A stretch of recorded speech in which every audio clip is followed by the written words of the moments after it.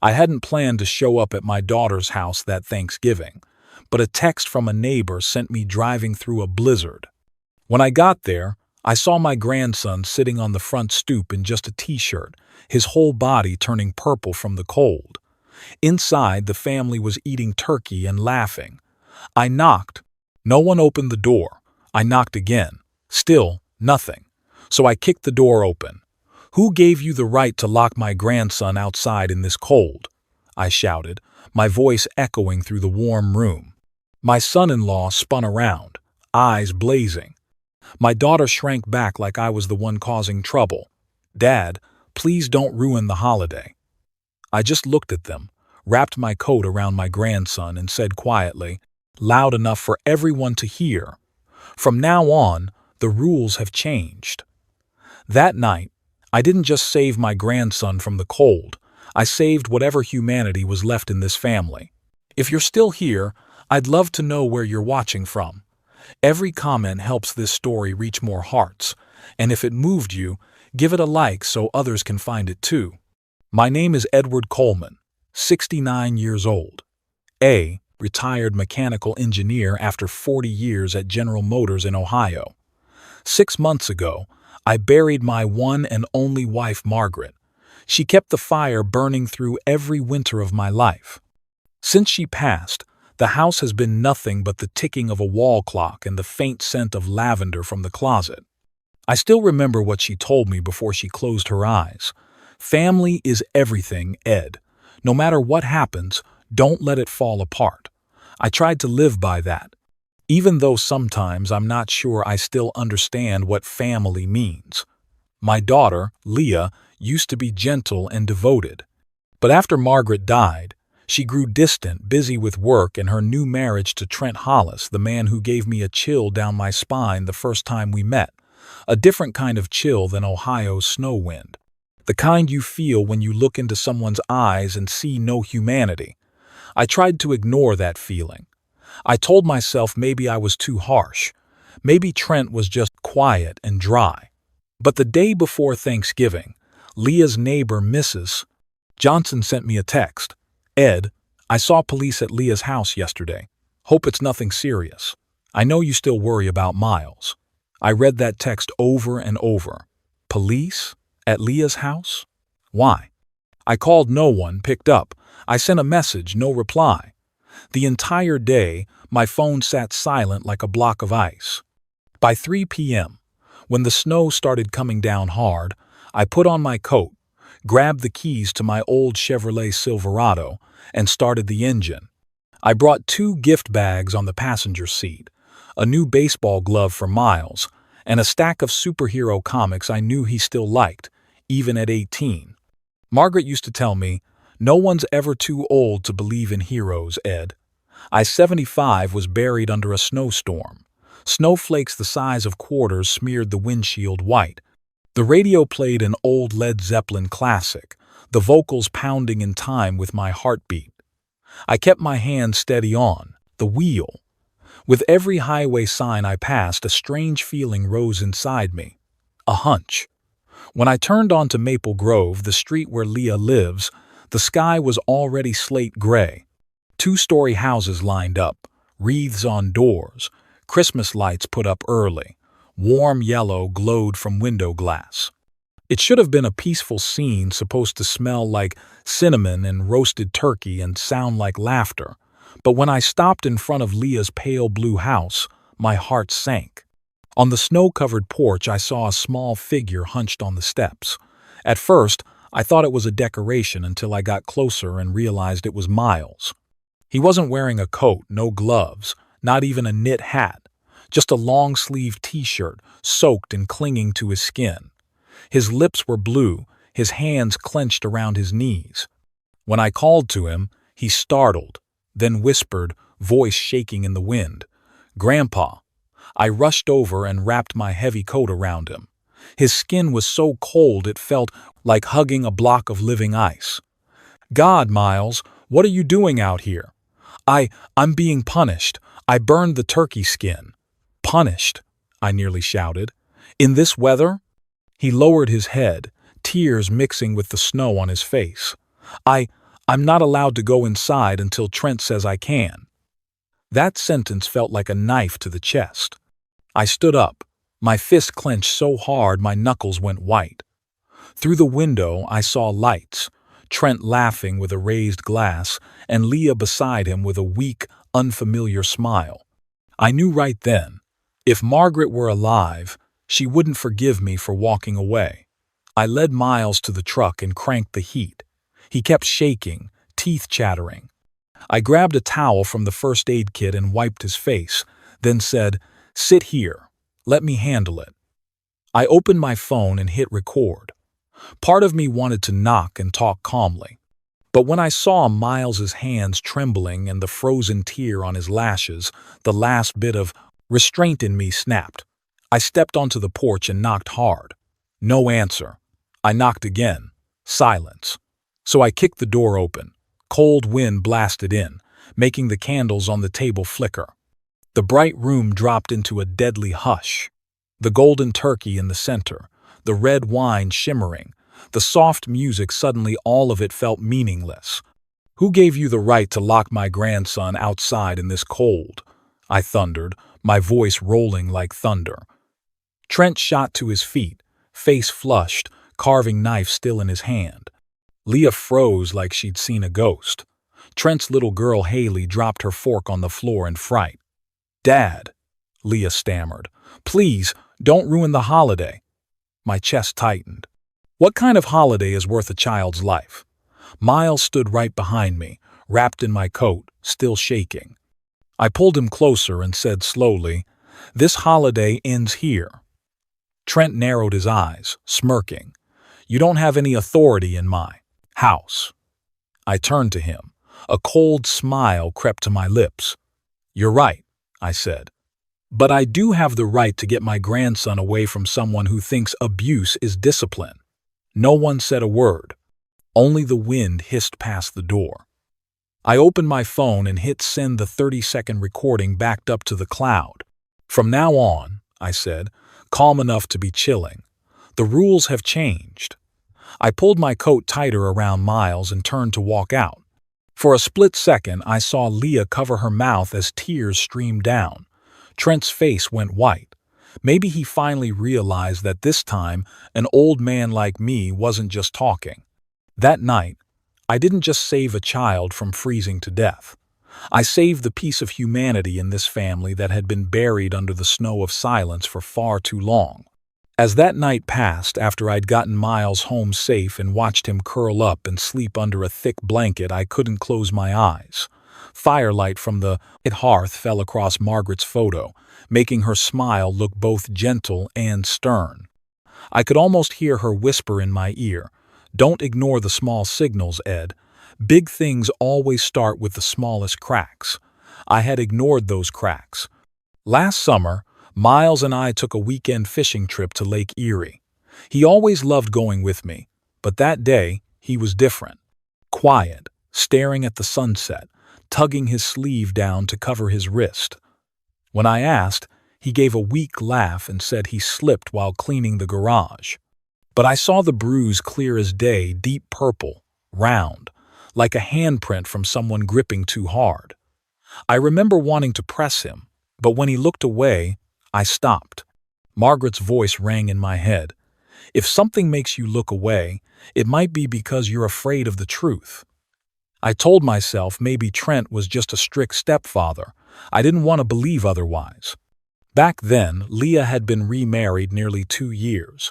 She kept saying, "Trent brought stability, that he's teaching Miles discipline and independence." I believed it.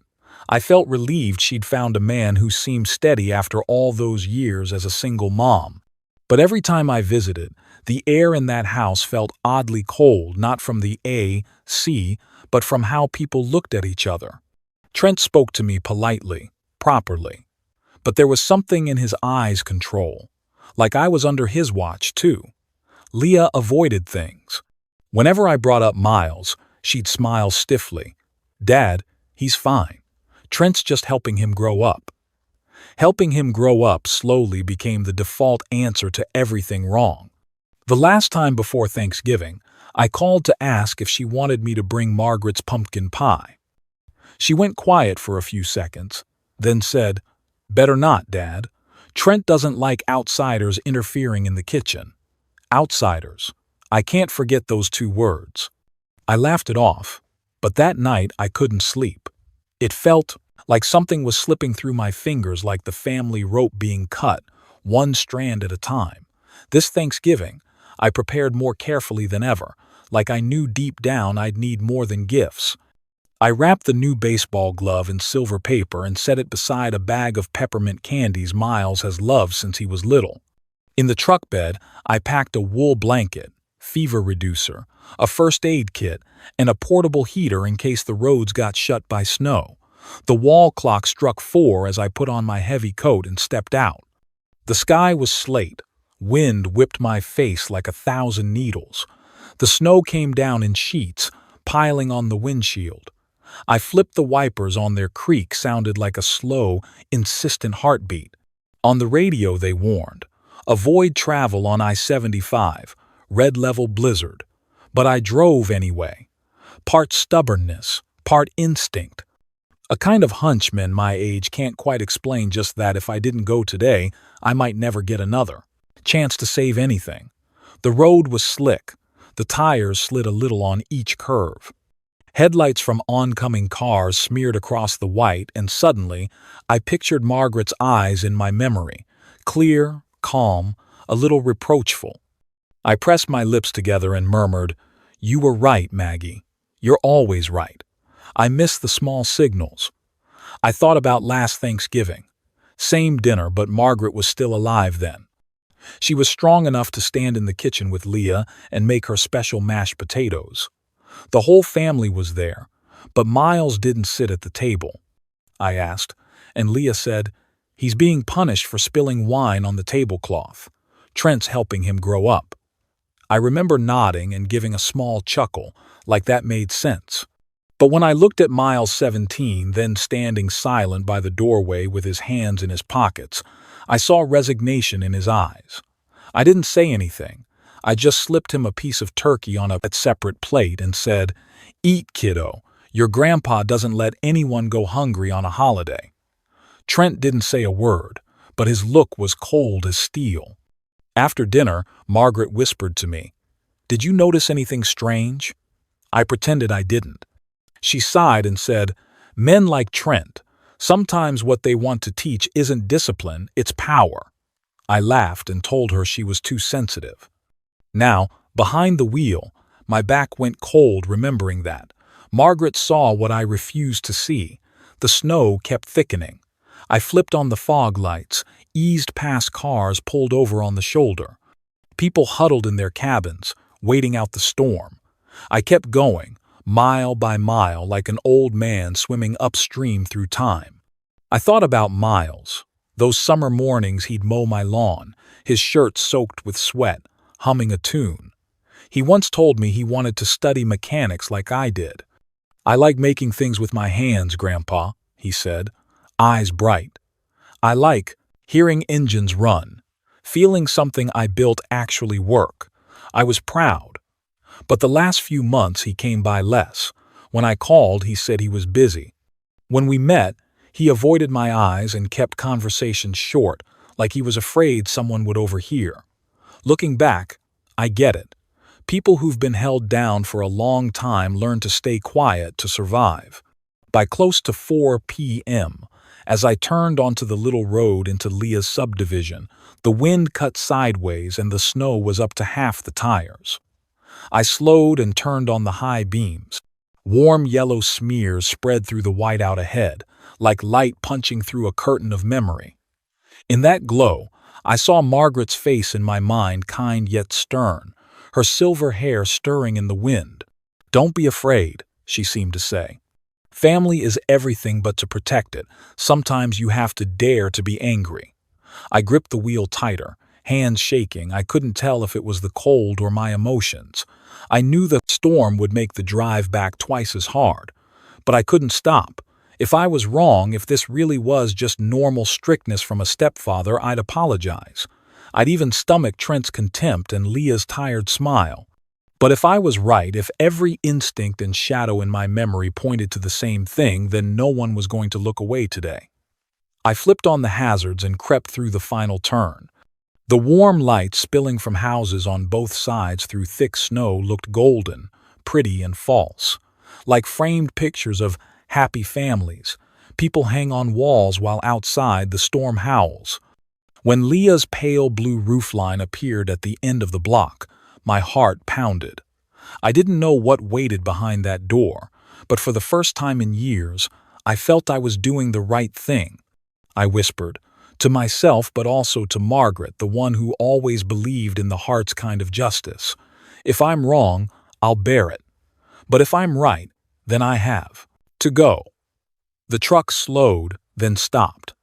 I killed the engine and sat a moment, watching snow pile on the glass. Outside, the world was white. Inside me, everything was clearer than ever. I opened the door and stepped out, hearing snow crunch sharp under my heel, the first sound in a journey I knew I couldn't turn back from. The door blasted open, the hinges screaming like a torn wound. A blast of cold wind wrapped around the table legs, candles wobbled, then snuffed out. For a brief second, everything felt frozen breaths, eyes, even the fake smiles stuck at the corners of their mouths. The room's warmth was almost blinding. A long table draped in white, a golden-brown turkey in the center gleaming under the chandelier. Red wine shimmered in glasses, silverware shone, and a classic jazz track floated from a small speaker in the corner. Cinnamon, butter, and wine scented the air, everything perfect, too perfect, to the point of fake. Trent Hollis sat at the head, smug, crisp, a white shirt buttoned high, a flashy watch on his wrist, the kind of man who thinks the world revolves around him. Next to him was Leah, my daughter, hair neatly curled, light makeup barely hiding dark circles. She tried to smile, tried to make dinner look normal, but her hands on her lap were clenched so hard her knuckles were white. Across from them, a girl around 10, Trent's daughter, sat still, holding a fork without taking a bite. Brown hair in a ponytail, eyes cast down, avoiding everyone. She was the only one in that room without a mask. I stood on the threshold, snow dusting my shoulders. Behind me, Miles shook inside my coat, lips still blue, eyes dazed. I looked around and asked, low and clear, "Who locked the door?" No one answered. The music kept playing, sounding more bitter than before. I took a step in. The door behind me swung shut, cutting off the blizzard. The air in the room turned heavy. I repeated myself. Slower this time, each word distinct. I asked, "Who locked the door?" Leah swallowed, eyes sliding away from mine. Trent set his glass down, tilted his head, and spoke in a syrupy tone like explaining things to a child. I did. The boy needs to learn responsibility. He burned the turkey skin today. The whole celebration almost got ruined by his carelessness. He has to understand consequences. My voice came out low, heavy as iron. Consequences? By leaving him outside to freeze to death. Trent shrugged and poured more wine, calm to the point of shameless. Don't be dramatic, old man. I was teaching him a lesson. He's 18, not a child. Leah jumped in, voice shaking. Dad, please, don't ruin the holiday. We can talk about this later, okay? I turned to my daughter and met her eyes. She dropped her gaze. What kind of holiday, I asked, is worth trading for a life, Leah? No one spoke, only the sound of wine trickling into a glass, tiny stings on skin. I pulled Miles closer and set a hand on his shoulder. He was still trembling, eyes flinching toward Trent. I could feel his body shrink every time the man moved. I've seen that look too many times, people used to living under someone else's thumb, so scared they barely breathe. I asked again, this time without holding back. You call that responsibility? I call it abuse. Trent barked a short, cold, dry laugh. Abuse? Do you even hear yourself? I feed him, house him, give him opportunities. If he can't show gratitude, he can at least learn manners. Don't bring your cheap moral lectures into my house. Anger tightened inside me like a wire about to snap. I didn't yell. I spoke slowly, clearly. And you teach him by making him sit outside for 4 hours in a blizzard. You call that manners? Leah sprang to her feet, tears spilling. Dad, please. Trent just lost his temper. The boy's fine. I cut her off. Fine? He nearly froze out there, Leah. I saw his blue lips. Your 10-year-old stepdaughter shows more compassion than his own mother. The little girl jerked and looked up, eyes wet. Leah covered her mouth and sobbed. Trent slammed his glass down, wine splashing, his voice low and hard. You barge into my house, ruin my holiday, and insult my wife. I stared him down. I'm not insulting anyone. I'm stating facts. And the fact is, you've been abusing your wife's son in this house, right in front of your little girl. The air seemed to solidify. Leah hiccuped. The little girl started crying. The sound of her sobbing sliced through the silence. Trent stood slowly, his big frame blocking the light. I think you should leave, Mr. Coleman, he said, voice quiet but twanging like a tight wire. I'll pretend this never happened. I stepped closer, only a few feet between us. You don't get it, Trent, I said, eyes steady. I didn't come here for your permission. I came to stop you from doing something even more shameful. He smirked. The boy's old enough to face consequences. He's 18, not a kid. I turned and pointed straight at Miles. Old enough to be abused, is that it? The room shattered like glass. The last candle went out. Only a thin blue thread of smoke curled in the air. Leah collapsed into her chair, face in her hands. The little girl ran to her mother, clutching her arm and sobbing. Trent roared, You don't get to teach anyone in this house. You know nothing about raising young men. I looked at him, oddly calm. I raised a daughter and loved her more than my own life. I also know love never means domination. And you, Trent, aren't teaching anyone, you're crushing them. I turned to Leah. How long have you lived in this fear? You call this a family? Leah gasped, trying to speak, but nothing came out. Trent reached for her shoulder. She flinched away on instinct. In that instant, the fear in her eyes was something I never wanted to see in dads. My child. I spoke softly, but loud enough for everyone to hear. It's over, Leah. All this pretending. The perfect table, the fancy wine, the polite smiles. It's all a mask. I'm done watching you and my grandson locked in a cage labeled family. Trent growled. What are you going to do? Call the police? I looked at him and slowly pulled my phone from my coat pocket. I don't need to call anyone. I've recorded everything. Miles being locked outside. He needs to learn consequences.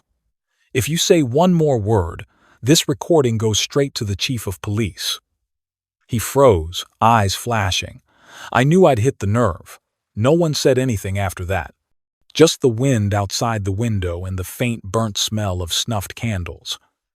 I bent slightly and set my hand on Miles's shoulder. Let's go, son. This is not your home anymore.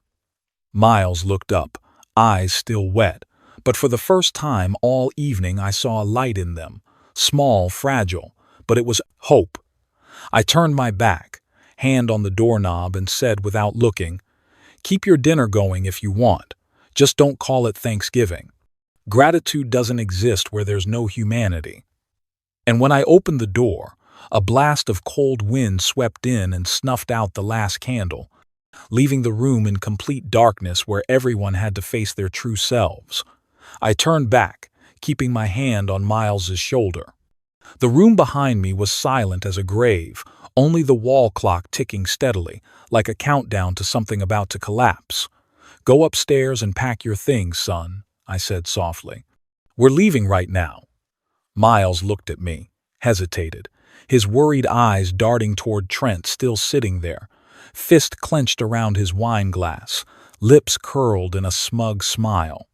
Go, I repeated, firmer. Take everything that belongs to you. He nodded, then headed up the stairs, his thin frame disappearing around the landing. I could hear his faint footsteps in the attic. Trent shot to his feet.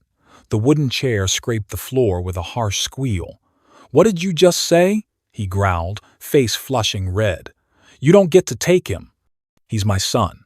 I faced him, calm. "No, he's my grandson, and Leah's biological son. You're just a man who passed through our lives for a few years and did enough damage." Trent laughed, a short, hissing sound through his teeth. "You think you can scare me with loud words? I'll call the police. Breaking and entering, property damage, kidnapping want me to add more charges." Leah burst into tears and stepped between us. "Trent, don't. Please don't call anyone. Dad's just worried about Miles." Trent turned to her, sneering. "Worried? This old man's never cared about anyone. He just wants to prove he's right, to strip me of control in my own house." I pulled my phone from my pocket and scrolled through the audio files. My voice stayed low, but now it was cold as steel. "You're right. I don't have authority here, but I do have something, the kind of thing the police care about." I hit play. The speaker wasn't loud, but clear enough for every word to carry into every corner of the room. A coarse male voice barked, "I've told you 1,000 times, you useless brat. No eating without permission. Stand there and face the wall until I say you can sit." Then came sobbing, followed by a heavy thud like something hard slammed onto a table. Miles's voice, small and broken. "I'm sorry. I didn't mean to." I stopped the recording and stared straight at Trent. He said nothing. He just stood there, lips twitching, eyes darting around the room. "You call that discipline?" I asked quietly. "I call it torture." He drew a deep breath and let out a crude laugh. "Kids need strict rules. You don't get it.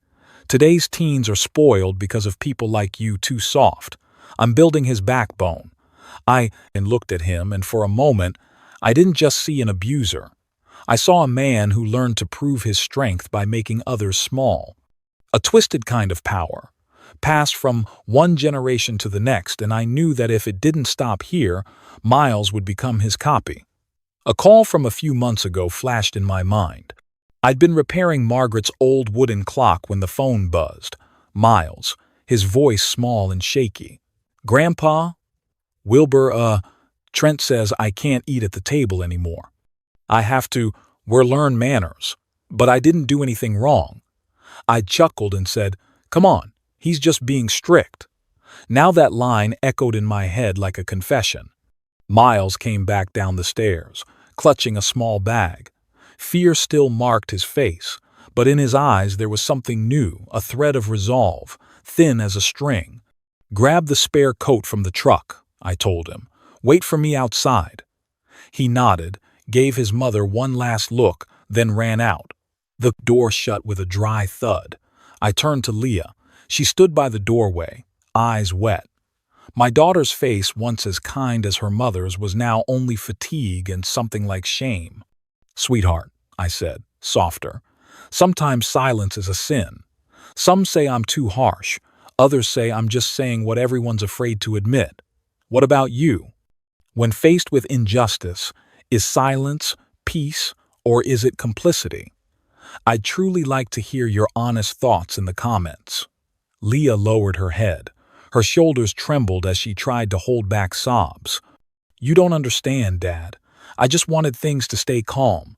I'm scared if I speak up, he'll explode. Miles will have it worse." I stepped closer and set my hand on her shoulder. "Calm.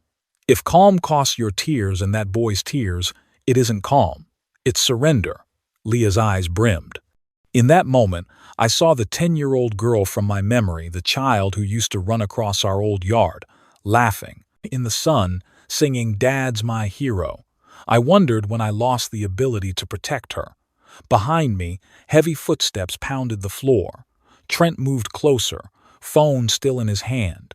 "This conversation is over," he barked. "I'm calling the police right now." I lifted my head and faced him, voice steady. "Go ahead. I'll let them hear this recording and see the photos I just saved." He froze. "What photos?" I raised my phone and lit the screen. In the few short minutes while Miles was upstairs, I'd followed and photographed everything. I remember every frame: a small attic, low ceiling, walls stained with damp. The only window sealed shut, no heat vent. A worn mattress on the floor, no blanket, no pillow. Next to it, a scuffed wooden desk holding a few notebooks, a picture frame turned face down, and what clenched my chest the most, a dry, half-eaten loaf of bread, apparently the meal that replaced no eating at the table. I photographed it all, every corner, every detail. Now I showed him each shot. The screen's light washed over his face, exposing every false line. "The character-building room of an 18-year-old you brag about," I said coldly. "No heat, no blankets, no love. How are you going to explain this when the police see it?" Trent went pale. You're violating my privacy." I stepped closer, voice low. "The only privacy worth protecting here belongs to the kid locked in that freezing attic, not yours." The air thickened. Leah hiccuped, tears spilling. Trent's little girl sat frozen, eyes wide with fear. I looked over the table, the turkey gone cold, wine pooling, candles long dead. The whole Thanksgiving had become a rotten picture, people sharing a table who'd forgotten what gratitude is. I straightened my coat, my voice rough but clear. "Sweetheart, if you stay, you won't just lose your son, you'll lose yourself." Leah opened her mouth, but no words came. Tears fell, landing on her wedding ring glinting under dying light. Trent slammed his palm on the table, the sound cracking through the room. "Get out of my house, old man," he shouted. "Take that ungrateful brat with you and don't ever come back." I stood tall and faced him one last time.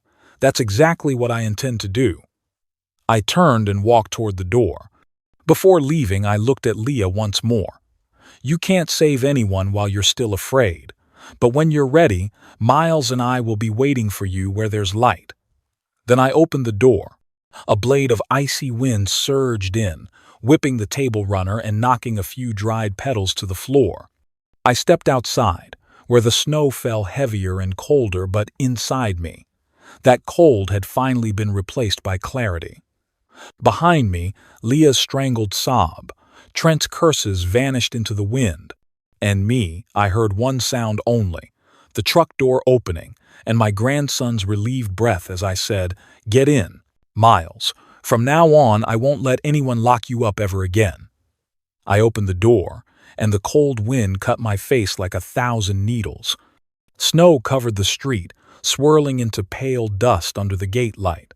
Miles stood hunched on the steps, his bag at his feet, eyes afraid yet relieved, like someone who'd just escaped a nightmare. I put my arm around his shoulders and felt his thin body shaking.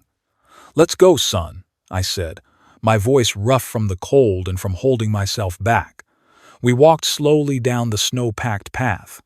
Each step pressed deep into the white, then was quickly covered by the wind. Behind us, the house still cast a sickly yellow glow. In the doorway, Leah stood there, her face blurred in the icy air, both hands gripping the frame like she was afraid she might fall. "Dad, don't." Her voice broke in the wind. I stopped and looked back. In that moment, I saw the battle in her eyes between a mother who wanted to keep her child and a woman afraid of the man inside that house.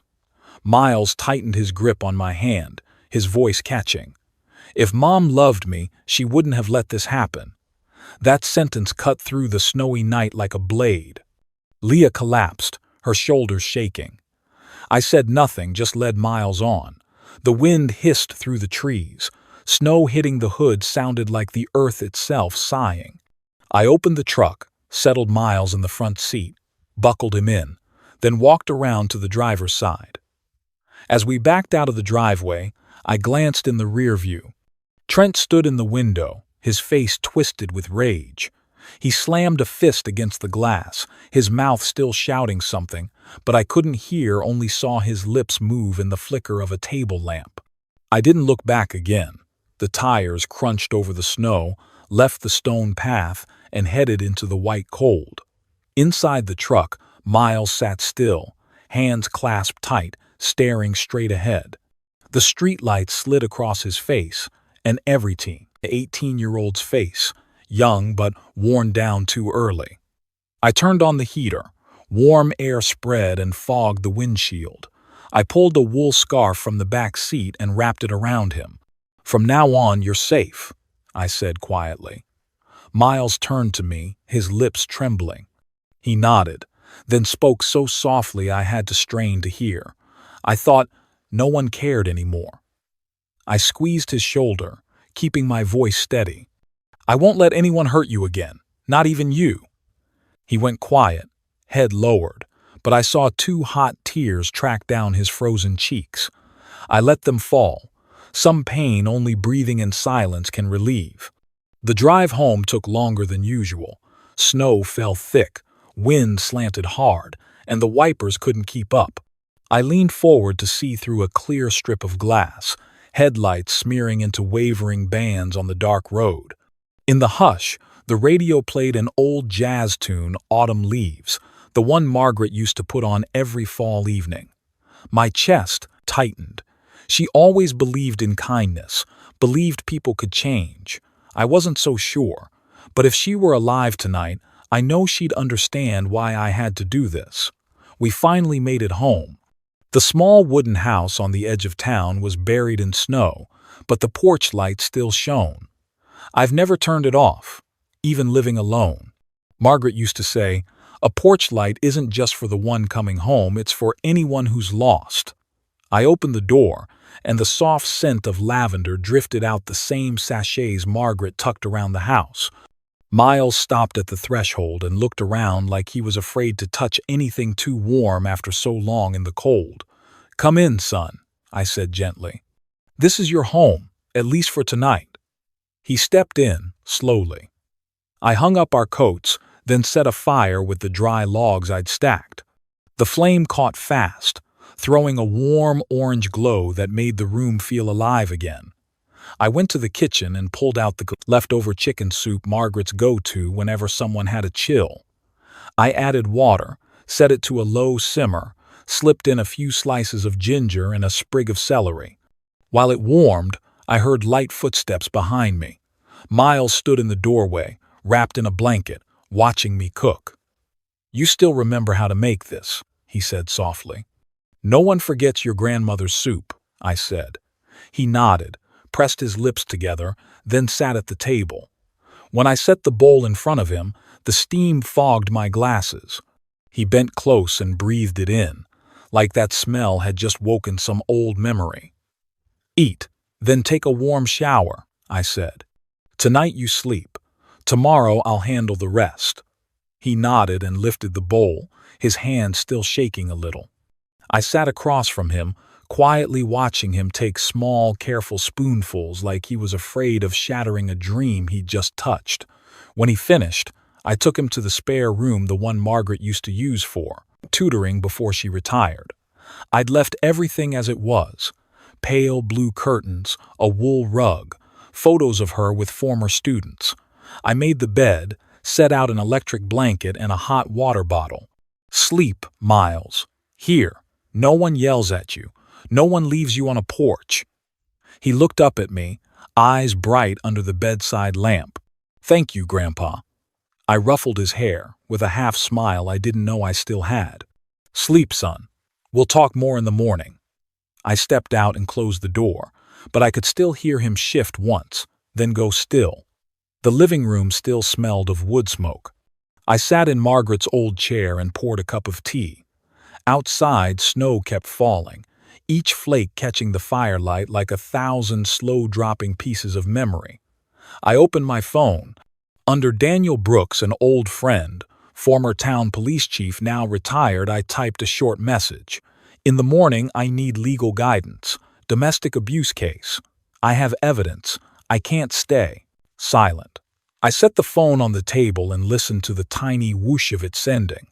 That little sound weighed more than any other tonight. I looked around the room. Our wedding photo hung over the fireplace.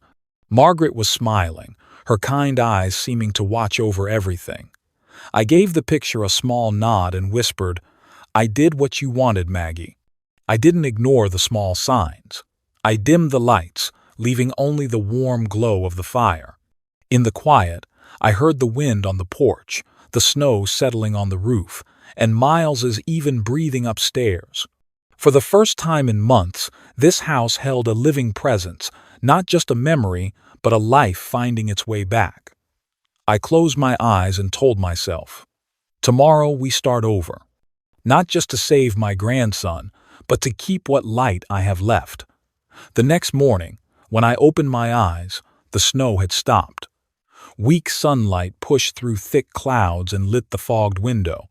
In the little house, sparrows chirped softly on the porch, like they knew today was the start of something new. Miles was still asleep upstairs, breathing deep and steady. He lay curled under the blanket, his face strangely peaceful, nothing like the tight, strained look from last night. I stood and watched for a long time. Something in that picture caught in my throat finally, a kid allowed to breathe normally. When I brought a mug of hot cocoa upstairs, Miles was awake, sitting against the wall. He took the cup with both hands, the warmth fogging his glasses. After a few sips, he hesitated. "Grandpa, can I tell you the truth now?" I nodded and sat in the chair by the bed. Miles took a deep breath. The story came out slowly, like water that had been blocked too long finally finding a path. He said that after his mom remarried, everything changed. At first, Trent acted considerate, polite, buying gifts and taking him to ball games.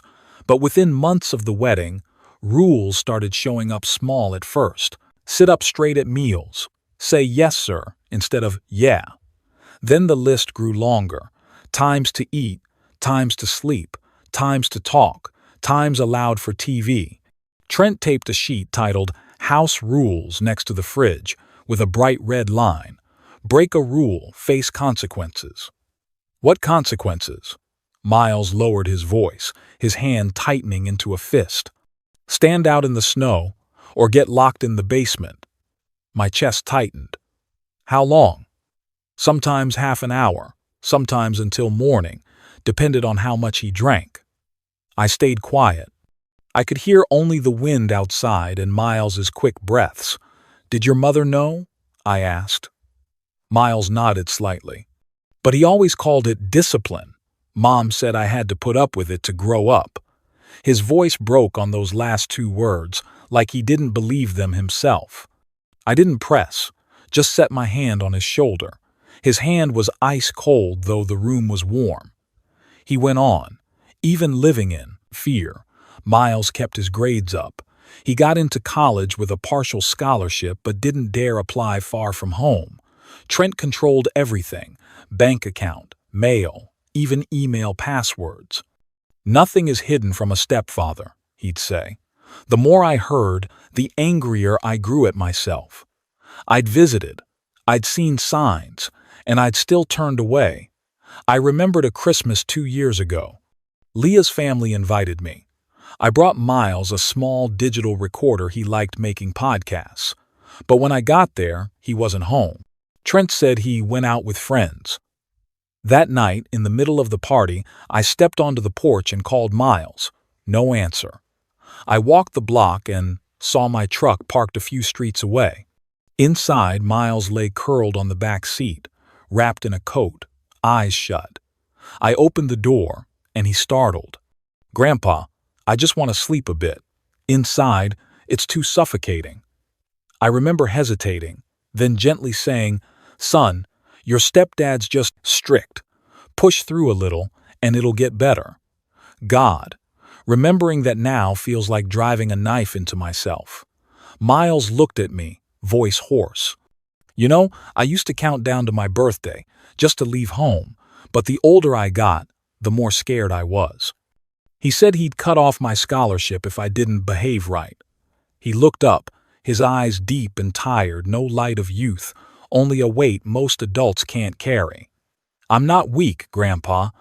I just didn't have anyone who believed me." Hearing that, my heart cinched tight. I set my rough, old hand on his shoulder and met his eyes. No, Miles, you're not weak. You just needed someone to believe you. From now on, that's me. By noon, the snow had stopped completely. I made a late breakfast, and we sat by the window looking out at the yard. Miles ate a little, and for the first time, he smiled, a small, unfinished smile, but real. While he washed the dishes, I sat at the table with Margaret's old notebook. In it were contacts, lawyers, teachers, doctors, people she'd worked with doing social work. I stopped at one name, Cynthia Tran, Margaret's close friend, an attorney specializing in domestic abuse cases.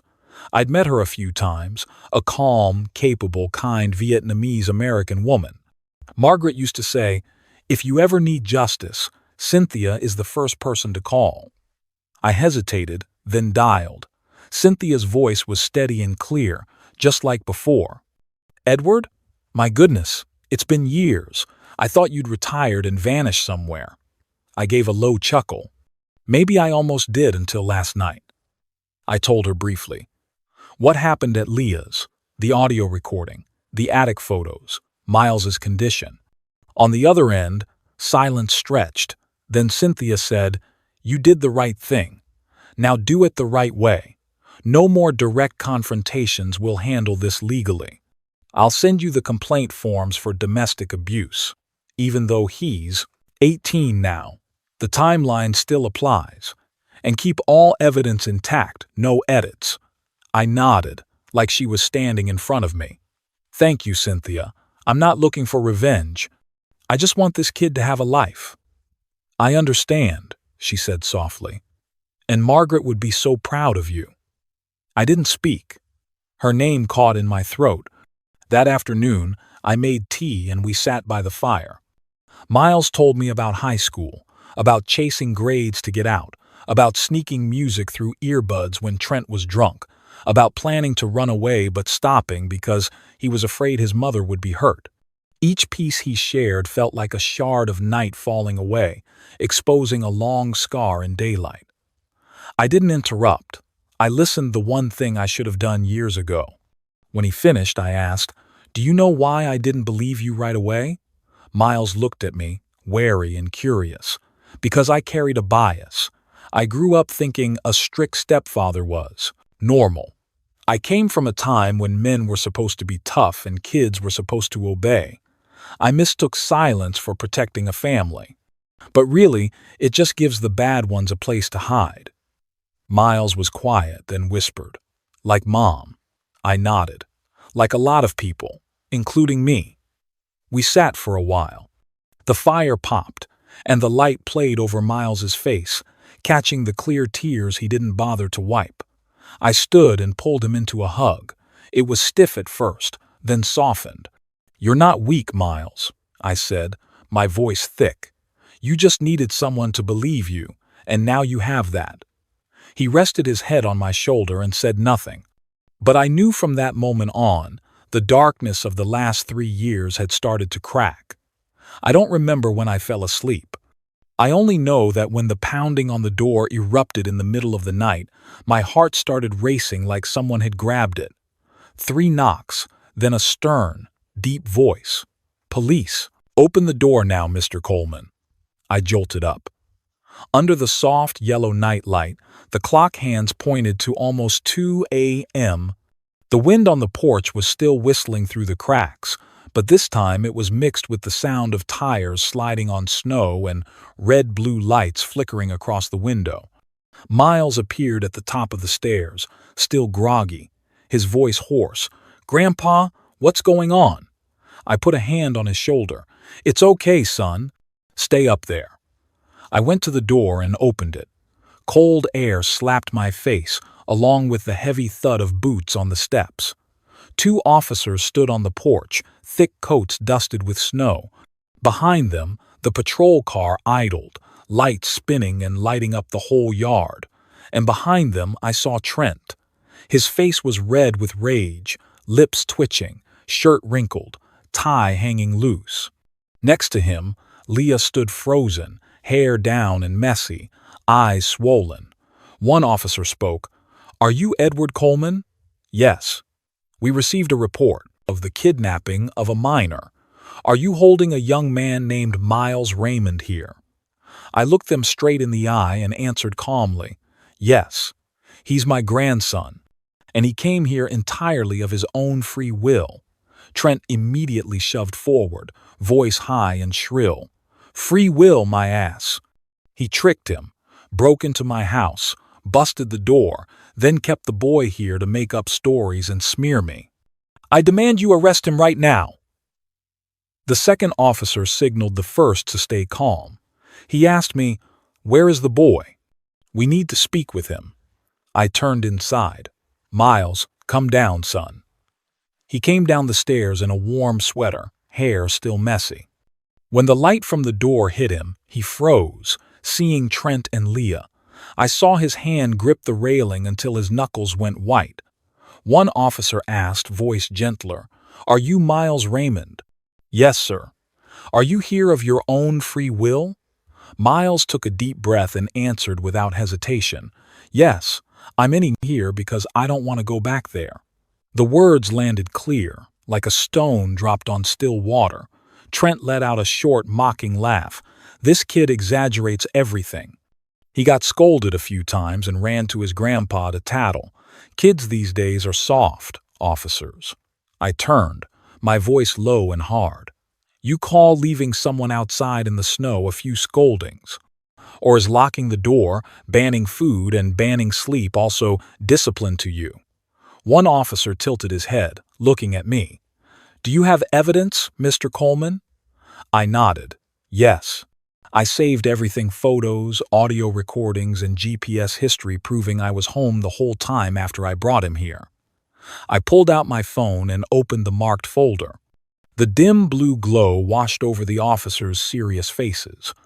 I showed them photos of the cold attic, the stale piece of bread, the audio of shouting and crying. They were silent, trading looks. Trent started losing control. It's all fake, staged. This old man wants to ruin me because he's jealous of Leah's new life. Leah flinched, turning to him. Trent, stop. Shut up, he yelled, jabbing a finger at her face. You're taking his side now? Forget who supported you and your kid for 3 years. One officer stepped between them, voice firm. Mr. Hollis, calm down. We're just asking questions. The other looked at Leah. Mrs. Hollis, please confirm, was the door locked last night? Leah froze. Her lips trembled, tears welling up. In that moment, I saw the battle on my daughter's face between fear and conscience. Answer, Leah, I said gently, not pushing, just opening the door to what she'd been hiding. She drew a breath and spoke through sobs. Yes, the door was locked. He told me not to open it, even when the boy begged. Her words hit like an explosion. Both officers went still. Trent went pale, eyes blazing, fists clenched. You dare turn on me? He screamed, lunging toward Leah. The officers grabbed his shoulders at once and pinned him against the porch table. Calm down. Stay still or we'll cuff you. Leah stepped back, face in her hands, sobbing. Miles stood behind me, and for the first time, I saw something in his eyes besides fear, a small, thin but steady light. The officers took quick notes. The older one spoke evenly. We'll file a preliminary report for abuse of a minor. Because the victim is now 18, this will go to family court to determine criminal or civil proceedings. But we advise Mr.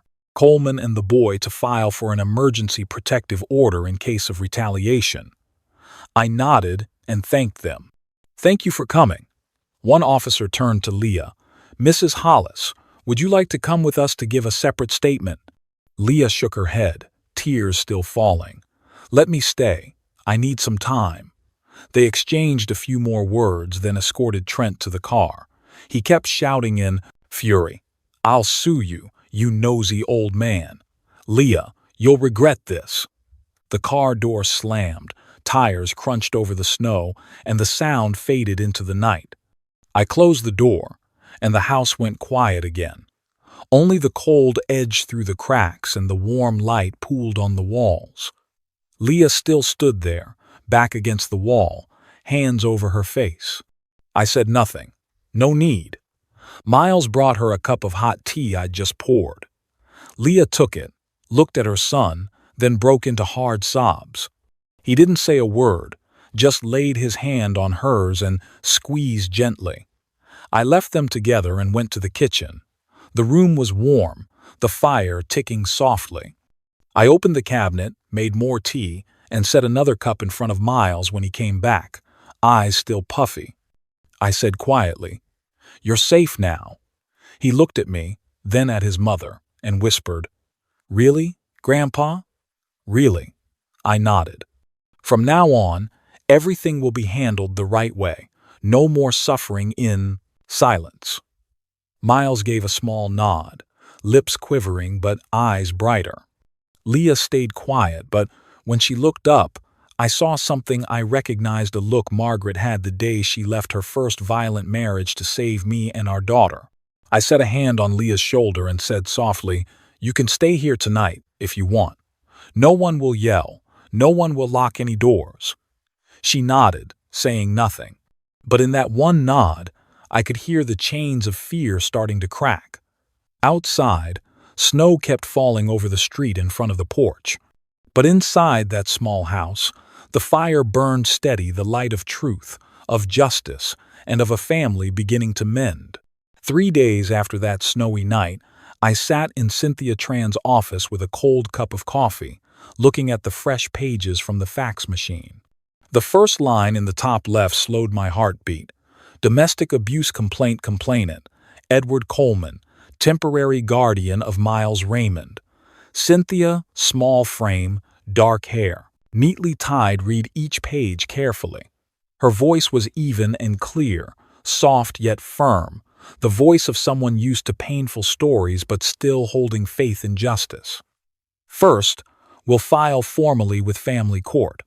Since Miles just turned 18, he still falls under extended youth protections. We have photos, audio, witness statements, and medical records. This is a strong file, Edward." I nodded, squeezing the cup. "I just want to make sure this doesn't get buried like so many others." "It won't," she said with a faint smile. "We have the truth. And sometimes, one person refusing to stay silent is loud enough." That afternoon, I took Miles to the town hospital. Dr. Laura Kim, an old acquaintance of Margaret's, handled the exam. After I explained, she looked at me for a long moment, then gave a small nod, her eyes full of sorrow and sympathy. She examined Miles head to toe, noting details. Several bruises fading to brown, faint red marks around his wrists and forearms, clear signs of being grabbed and squeezed over time. The skin on his neck showed mild blistering, likely from prolonged exposure to cold. Mild hypothermia.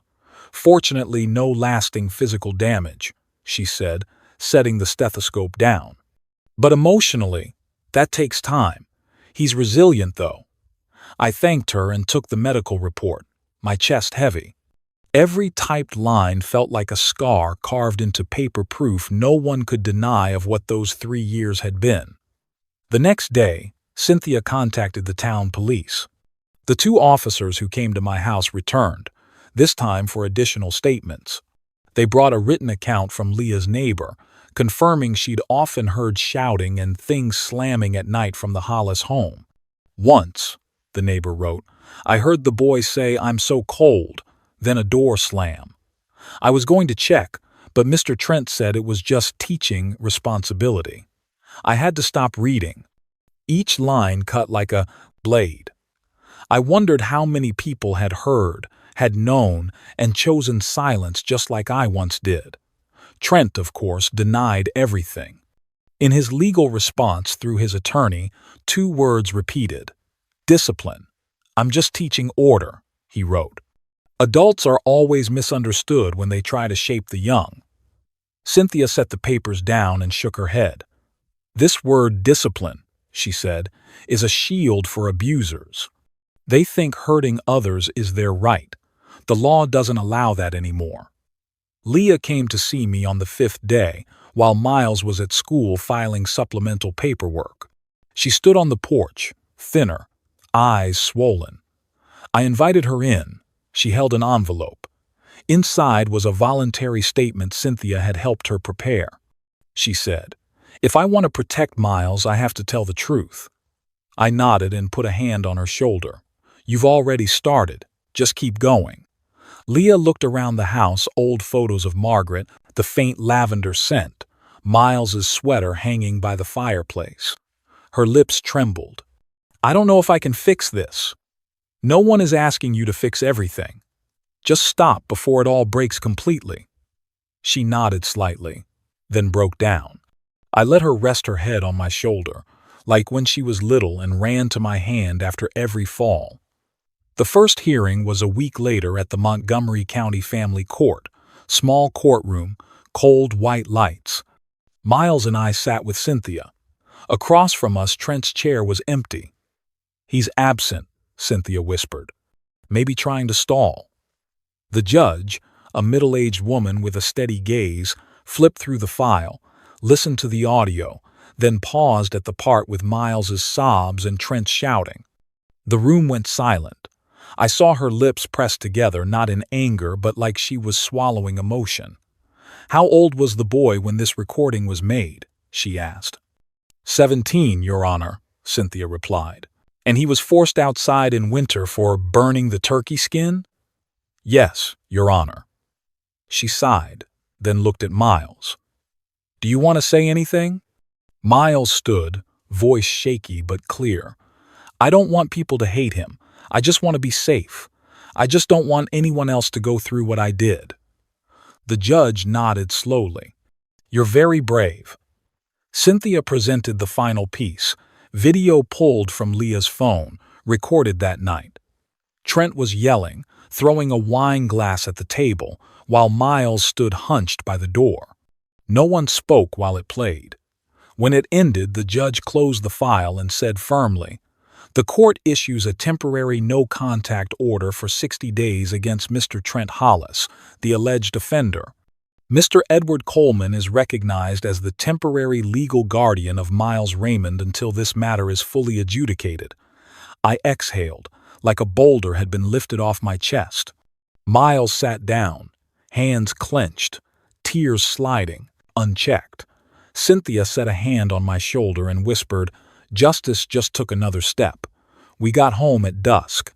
The sunset washed through the trees out back, laying a thin gold across the roof. I opened the basement door once, just a storage space, and said to Miles, "Now, let me show you this."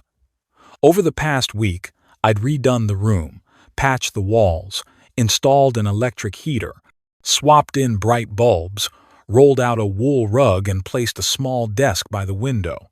In the center of the wall, I hung a little wooden plaque I carved with Margaret's hand tool. "Your room." Miles stood still.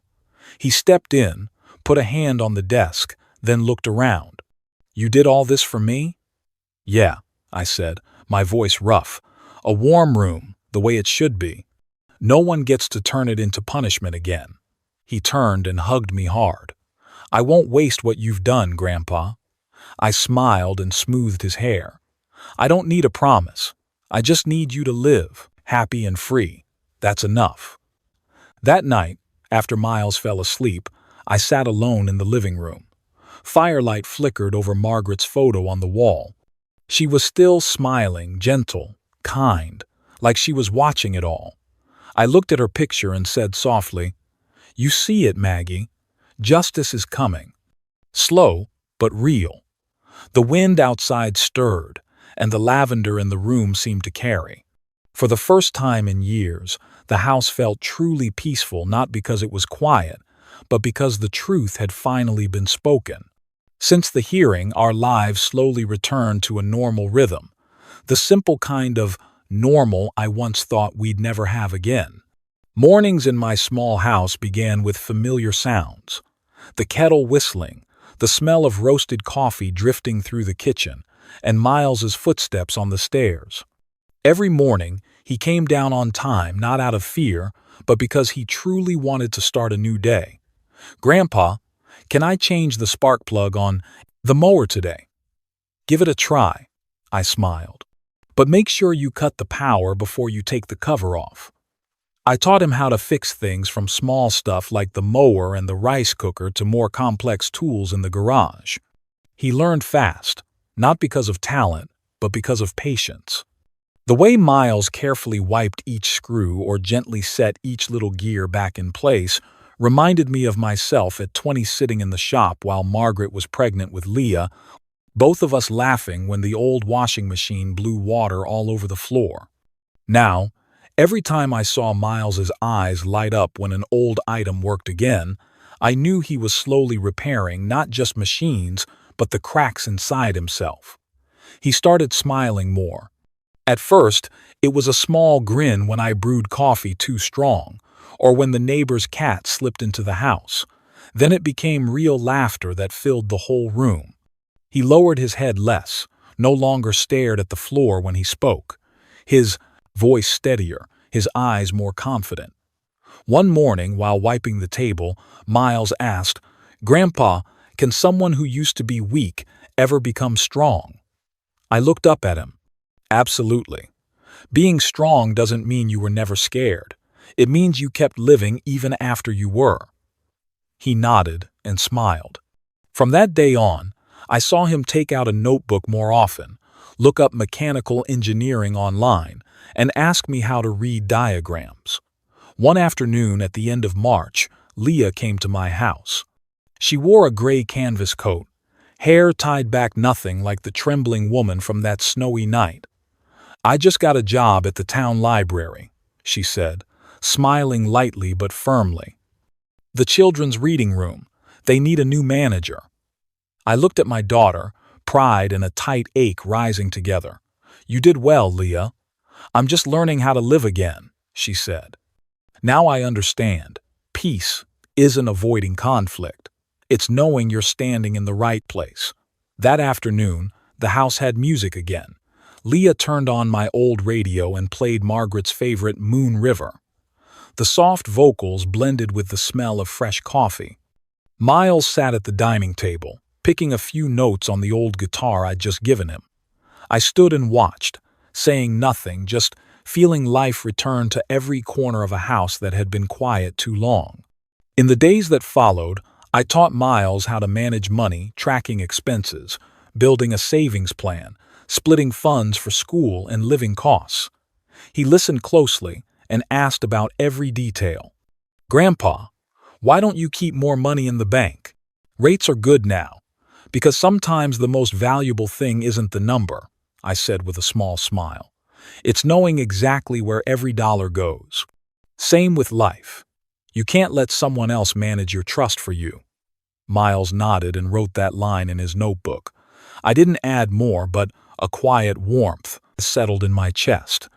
Everyone needs to learn how to guard their own trust so no one can trample it again. Every afternoon after studying, Miles sat on the porch and practiced guitar. At first, the notes were clumsy and broken. Then simple melodies took shape, not fancy, just honest like his recovery. I asked once, "Why guitar?"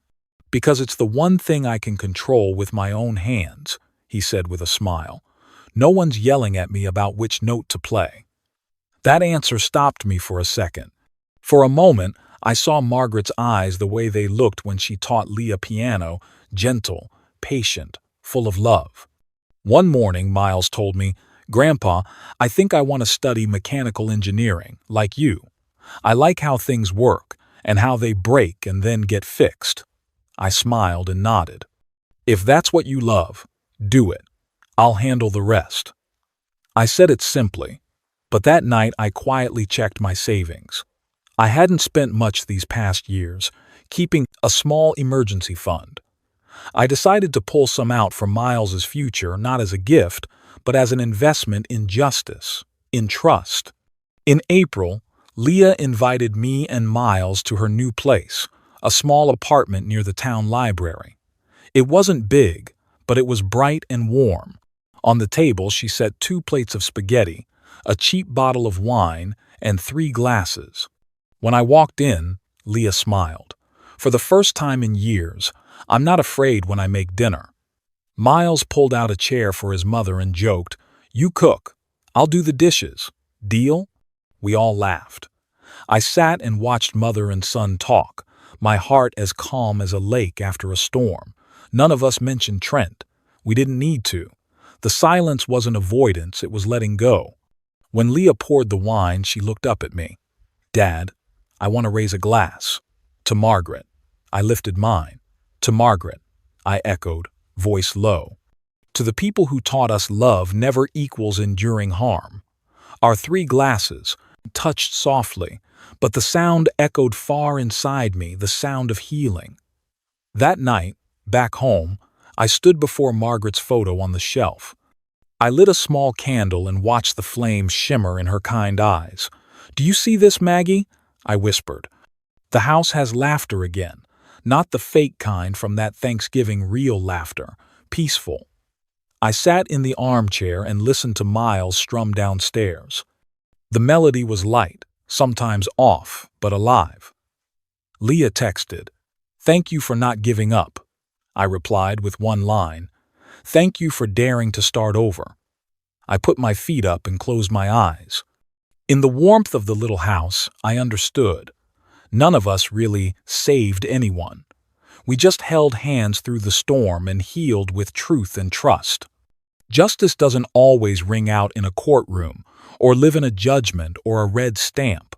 It often begins quietly with a meal free of fear, with a child's smile that knows he is loved, and with the look of a father who finally knows he did the right thing. The day of sentencing, the sky was unusually clear. After weeks of rain and snow, that morning the sky was a deep blue, the first rays of sunlight coming through the windows of the Montgomery County Courthouse and spilling across the worn stone lobby. I stood there in my old gray coat, hat in hand, breathing deep as if I needed to gather a lifetime's worth of courage in a single breath. Miles walked beside me, shirt tucked in, tie a little crooked. He looked taller, steadier, not the trembling boy from before. Leah followed just behind, in a simple black dress, hair neatly pinned, her face calm. But in her eyes I saw something different, not fear anymore, but resolve. Cynthia had arrived early with a thick stack of files. She smiled when she saw us. "Today isn't about fighting, Edward. Today is about closing the chapter." I nodded, a small but deep smile. "That's right, closing it, not forgetting." The courtroom wasn't large. White light fell on the rows of wooden tables. The judge sat in the center, with the attorneys and the prosecutor on either side. Miles and I took the front row. Behind us sat a few local reporters. Across the aisle, Trent had already arrived, in a black suit, face drawn tight. He didn't look at anyone, just sat upright with his hands clasped. But I could see the small Tell's fingertips tapping his knee, a twitch in his jaw, the signs of someone losing control while trying to look calm. The judge opened the session, voice even but firm. Cynthia rose and began. "Your Honor, this case involves emotional and physical abuse of a minor, supported by medical evidence, photographs, and direct eyewitness testimony. These materials, with the court's permission, will be presented." She laid out each piece photos of the cold attic, the audio of shouting Dr. Laura Kim's report, and the neighbor's statement. With each document read, the room fell a little quieter. I heard every page turn, every small sound landing in the heavy air. Miles sat still, hands clasped, eyes forward. When the recording played, the voice yelling, "Stand there and face the wall." I saw him tremble slightly, but he didn't look away. I set my hand on his shoulder, just to remind him. "We're in the light now." Trent's attorney tried to push back. "Your Honor, my client enforced strict discipline with his son.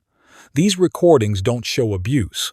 They show parenting within bounds. Furthermore, the boy suffered no serious harm." Cynthia said nothing at first, then lifted the doctor's note.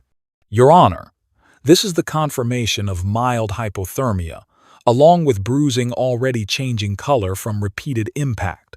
And here are photos of the room where the victim was disciplined. May I ask, why would a child sleep in an unheated attic in winter in a house with central heat? The judge looked at Trent. Mr. Hollis, do you have an answer? Trent curled his lip, voice tight. The boy is stubborn. I wanted him to learn responsibility. Americans are getting weak from coddling their kids. The room murmured. The judge tapped the gavel lightly for order. In this country, Mr. Hollis, we teach with words, not fear. I saw Trent's face redden, his lips pressed hard. Then Leah was called to testify. She stood, took a breath. Her voice shook at first, then grew steady and strong. I thought I was protecting my son by staying silent. I was wrong. He controlled my child's every breath. He decided when he could eat, talk, or laugh. Every sound in our house depended on his mood. I heard a few quiet sighs below. Cynthia touched Leah's shoulder, a small nod of support. Leah went on. I was threatened too. He said if I resisted, he'd take Miles far away so I'd never see him again. I lived in fear for 3 years. But today, I want to say silence is no longer my choice. When she finished, the judge made notes, then looked squarely at Trent. Mr. Hollis, do you wish to speak? Trent jumped up, voice loud and cold. It's all staged. They're against me. That old man is jealous and my wife is siding with him to take my assets. You people don't understand a man's responsibility. His words slammed against the walls, echoing, but instead of scaring anyone, they only clarified the truth. He wasn't in control of himself. The officer by the door stepped forward, ready. The judge stayed calm. Mr. Hollis, if you continue, I will have you removed. He went quiet, but his eyes burned, fixed on Leah and Miles. At last, after reviewing all the evidence again, the judge closed the file and read slowly. The court finds Mr. Trent Hollis guilty of domestic abuse and of causing severe emotional harm. The sentence includes 2 years of probation, mandatory counseling, and a restraining order requiring a distance of 200 meters from the victim, Miles Raymond, and the Coleman family. The gavel struck one firm rap. I closed my eyes and exhaled slowly. Not joy relief. Everything was clear. Leah's tears fell, but they were tears of release. She walked to the bench and submitted another file, her divorce petition. She was granted custody of her young daughter. No one could stand in the way. Trent said nothing more. As officers led him out, his eyes went blank. Not angry anymore, just empty. A man who wanted to control everything, now unable to control himself. In the courthouse hallway, Miles turned to me and hugged me tight, so tight I could feel his heartbeat thudding against my chest. You saved me, he said, voice choked. I set my hand on his shoulder and shook my head gently. No, Miles, I only opened the door. You saved yourself with the truth. He looked at me, eyes wet, but his smile bright. That afternoon, the local paper ran a short piece. 69-year-old grandfather saves grandson from abuse. Justice born from courage. Below it was a photo of me and Miles walking out of the courthouse, light across our faces. I didn't feel proud, and I didn't feel like a hero. I just felt lighter, as if I'd set down a burden I never knew I'd been carrying. By the time we got home, evening light had settled in. Sunlight slipped through the window and fell across the dining table where I'd set out 3 bowls of chicken soup. Leah brought a basket of fresh bread, and Miles put on soft music. No one said much. We just sat and ate together in silence. But it was a warm silence, nothing like the heavy dinners of years past. I looked around and the kitchen light seemed warmer than ever. Somewhere above, Margaret must have been smiling, seeing a family that, despite what broke it, chose to go on, not with bitterness, but with truth and kindness. I set my hand on the table and said softly, "We've come through the storm. Now it's time to learn how to live in the sun." Miles smiled. Leah nodded slightly. Outside, the late sun lit the branches, glittering like fine gold threads. Justice doesn't always need applause, just a kitchen light left on, and 3 people who know they're not afraid anymore. Spring came early that year. Not because of the weather, but because, for the first time in years, I truly felt warm inside. The wind carried the scent of damp earth and early blooms. On the porch roof, morning dew sparkled so clearly I had to squint. I stood out front with a small hand hoe, watching Miles working in the garden. He wore a green sweater, hair tousled by the breeze, and a gentle smile I hadn't seen in years. "Grandpa, the mint goes in this row, right?" "That's right. That spot used to be Margaret's. Leave it there. Morning sun is best." He bent down, set each sprig of mint into the soil, patted it in, then watered. The fresh mint scent filled the yard, taking me back to mornings when Margaret tucked a few stems into a little vase in the kitchen. She used to say, "This smell makes people want to forgive." I don't know if she was right, but looking at Miles, I understood sometimes forgiveness isn't for others, it's for yourself. Leah settled into her job at the town library. She cut her hair into a short bob, looking younger. I didn't say it out loud, but when I watched her walk out of the library in a white blouse, crossbody bag, and an easy smile for her coworkers, I knew that was what freedom looks like. One afternoon, she stopped by with a bag of cookies and a few old books. I was cleaning a shelf at the library and found these. They reminded me of when you used to read to me. I took the first one, To Kill a Mockingbird, and opened the cover. Leah's 8-year-old handwriting was still there. "To Dad, my hero." I couldn't help smiling. "Do you remember what I told you justice was back then?" "That it's speaking up when others stay quiet," she said, then looked at me. "I get it now, Dad. In the end, speaking up is a way to love." Miles got his scholarship news in early April. I still remember that morning he burst into the garage where I was working, phone in hand, face glowing. "Grandpa, they accepted me. Full scholarship in mechanical engineering at the University of Oregon," he practically shouted, voice breaking. I laughed and clapped him hard on the shoulder. "Good job, kid." Margaret smiling somewhere. He grinned, then grew more serious. "I also want to study social work, to help kids like me. No one deserves to stay silent forever." I paused, looking at him. Some words take a few seconds to sink into an old man's heart. Then I nodded. "If that's what you believe, do it. Just remember, don't let pain turn into hate. Use it to light the way." Miles smiled. "I promise." In the days that followed, we spent more time in the backyard. Winter had left it overgrown. Now, each morning, Miles turned the soil while I repaired the wooden fence. He asked, "Grandpa, is growing plants like fixing machines, time and patience?" "Yes, but there's a difference. Plants need trust. You can't make them grow faster, just like you can't force someone to forget their pain." He went quiet for a moment, then nodded. I looked at him, the straight shoulders, sun-browned hands, calm eyes. He'd changed.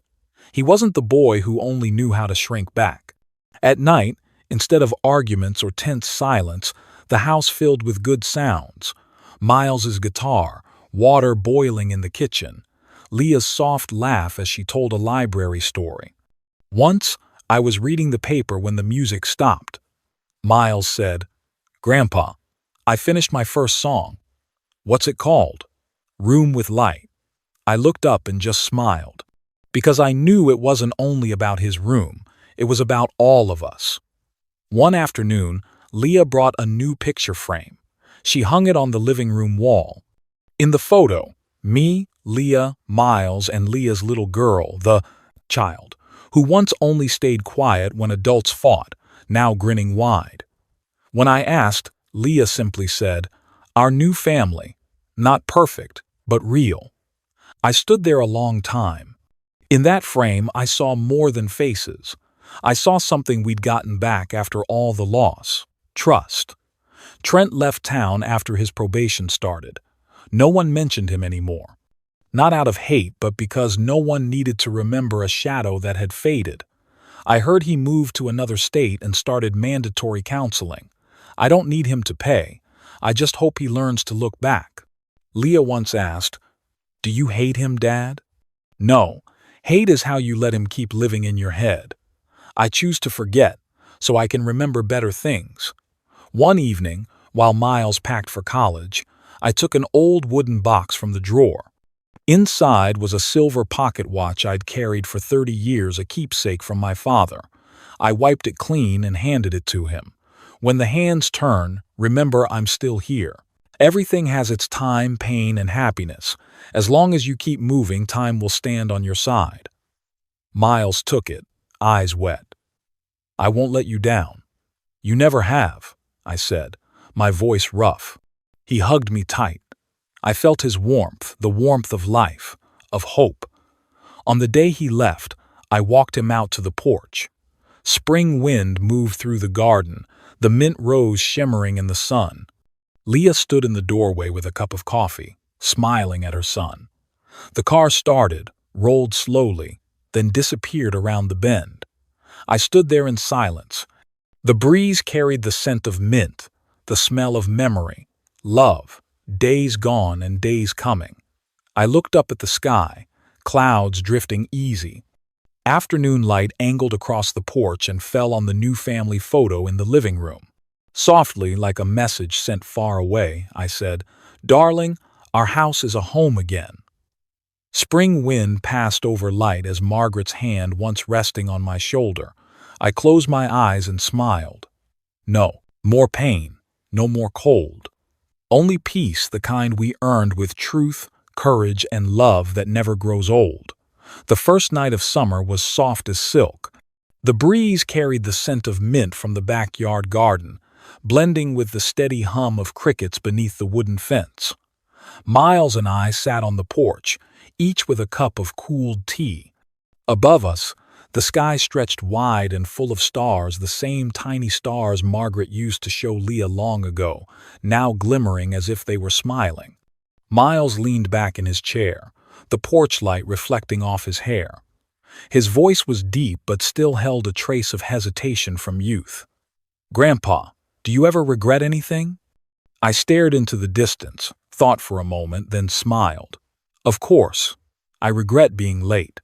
If I had woken up sooner, maybe a lot of wounds wouldn't have turned into scars."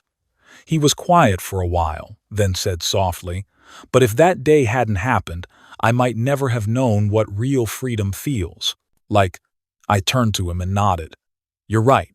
Freedom has a price, and we paid it with courage." The door opened gently. Leah stepped out with a tray of coffee in her hands. The aroma drifted across the porch, mixing with the cool night air. She wore a pale blue dress, her short hair brushing her shoulders, her smile soft and kind, just like Margaret's once was. "You two sitting here look like a couple of old philosophers," she teased, setting the cups down on the wooden table. I chuckled. "Philosophy's fine as long as nobody's yelling." Leah sat beside Miles. The golden light washed softly over our faces, 3 generations, 3 wounds, 3 souls once broken but still choosing to stay together. None of us said anything more. We just quietly watched the sky. After a while, Leah spoke. "This Thanksgiving, I want to host it here. Just a small dinner. Nothing fancy. No guests. Just family." Miles smiled. "As long as nobody throws the turkey." We all laughed. The laughter was light and clear, drifting into the night like beads of glass rolling across the porch. I looked at them, then slowly stood and reached up to flip the switch on the porch light. The bulb flickered on, casting a warm, gentle glow like the breath of a living thing. "So anyone coming home can find their way," I said quietly. Leah lifted her head, the light shimmering in her eyes. Miles watched in silence, his face thoughtful. "Grandpa," he said after a moment, "what is family really?" I sat back down, watching the light spread across the brick floor, and smiled. "Family isn't about blood, son. Family is the people who choose to stay even when they don't have to, the ones who don't stay silent when you need them most." Miles bowed his head, thinking.